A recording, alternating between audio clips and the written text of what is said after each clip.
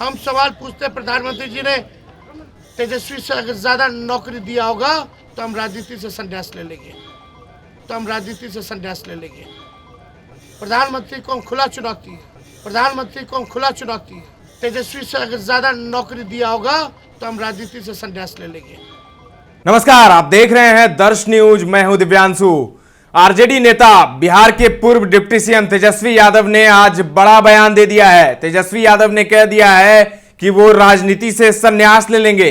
जी हां, आप सही सुन रहे हैं। तेजस्वी ने आज पटना एयरपोर्ट पहुंचते ही बड़ा बयान दे दिया। उन्होंने कहा, चुनौती देते हुए उन्होंने पीएम मोदी को कहा कि आपने अगर 10 साल में तेजस्वी से ज्यादा नौकरी दी है तो तेजस्वी यादव राजनीति से संन्यास ले लेगा। और इसके अलावा सीएम नीतीश के उस बयान पर भी उन्होंने प्रतिक्रिया दी है। सीएम नीतीश जो अपने सभाओं में कहते रहते हैं कि तेजस्वी यादव के साथ हमने आए थे, आरजेडी के साथ आए थे महागठबंधन में, लेकिन हमने देखा कि वो इधर से उधर कर रहे हैं, गड़बड़ कर रहे हैं, तो हमने उन्हें हटा दिया, हमने उन्हें छोड़ दिया। जब इस पर तेजस्वी यादव से पूछा गया तो तेजस्वी यादव ने कहा कि आप सीएम नीतीश की बात ही मत करिए, आप चाचा की बात ही मत करिए। आप जानते हैं कि तेजस्वी यादव नरम दिखते हैं नीतीश कुमार पर अभी भी, और कुछ भी आक्रामक तरीके से वो नहीं कहते नीतीश पर, और चाचा कहकर ही वो कहते हैं। उन्होंने कहा कि चाचा की बात मत करिए, चाचा जब मेरे साथ थे तब वो क्या क्या कहते थे आपको भी याद है। आपको लेकर मीडिया पर उन्होंने कहा कि आपको लेकर कहते थे कि आप पर तो कब्जा कर लिया है, लेकिन अब क्या कहते हैं, तो उनकी बात मत करिए। पीएम मोदी पर जब उनसे पूछा गया तो वो बुरी तरह बिफर गए और भड़क गए तेजस्वी यादव। आज बिल्कुल आक्रामक तरीके से तेजस्वी यादव ने जवाब दिया और बड़ा दावा कर दिया। उन्होंने कहा कि पीएम मोदी अगर मुझसे ज्यादा नौकरी दिए हैं 10 साल में तो मैं राजनीति से संन्यास ले लूंगा। तो इसलिए बिना देरी करते हुए हम आपको तेजस्वी यादव का वो बयान सुनाते हैं, सुनिए। आप लोग के साथ थे तो इधर उधर बहुत हो रहा था, देखिए उन पे आप क्या बोले।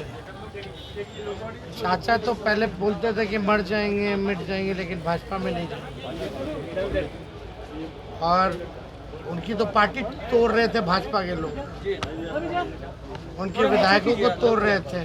जैसे मुकेश सहनी जी के विधायक को तोड़ के ले गए।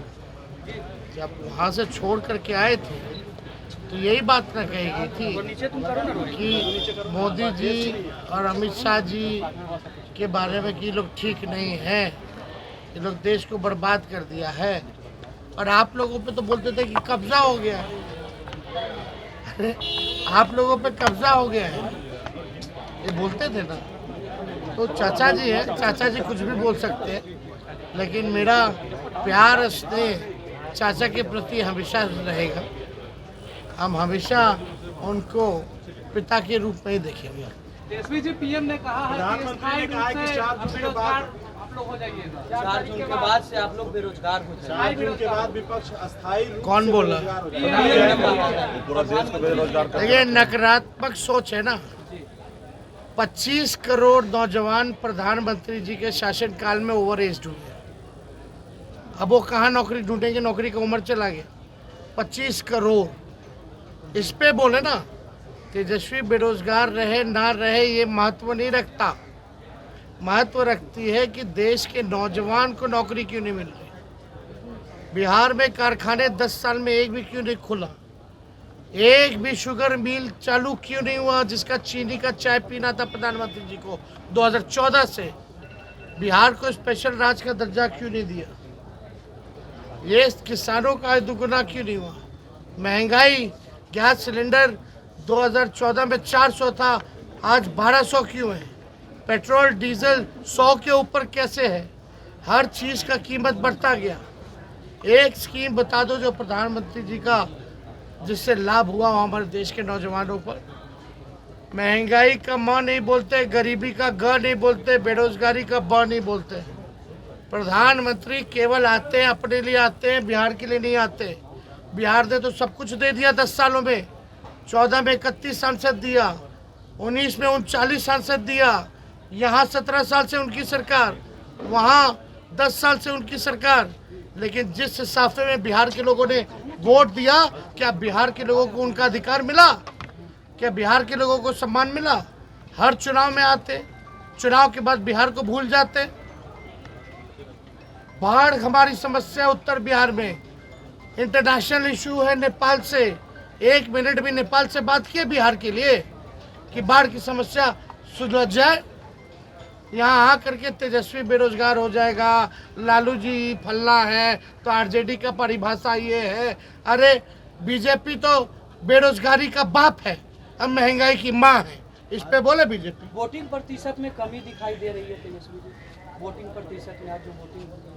हाँ, इस पे तो सोच विचार सबको करना चाहिए ना, ये तो कलेक्टिव रिस्पॉन्सिबिलिटी है हम नेताओं का, हम किसी को दोष नहीं देते, ये सब नेताओं को रिस्पॉन्सिबिलिटी लेना चाहिए, कलेक्टिव रिस्पॉन्सिबिलिटी। और ऐसा हो गई, आप 10 साल से आपको जनता मौका दे रही है, आपने वादा नहीं पूरा किया तो लोगों की उम्मीदें कम होती है।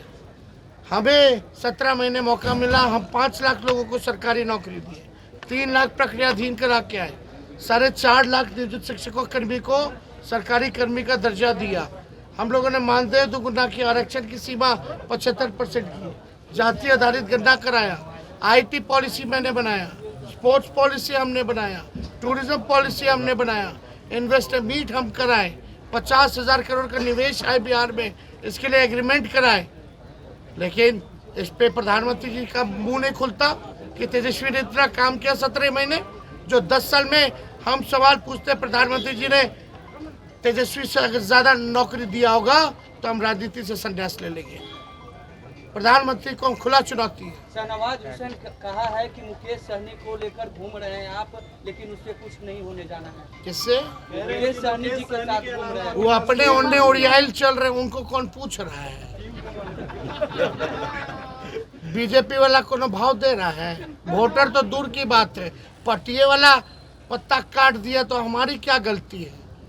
तो मुकेश सहनी जी पे बोलेंगे तो हम पे बोलेंगे, ये बोलने से खुश होते हैं उनके आका, तो और बोलिए, और बोलना चाहिए।